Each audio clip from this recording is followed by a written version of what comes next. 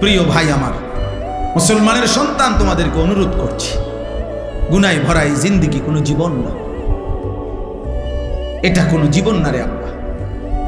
নারী, ছবি, মদ, জুয়া, চুরি, ডাকাতি, জিনা, ব্যভিচার, গান, বাদ্য, অশ্লীলতা, সুদ, ঘুষ, কিস্তি, হারাম রোজগার, এটা কোনো মুসলমানের জীবন না।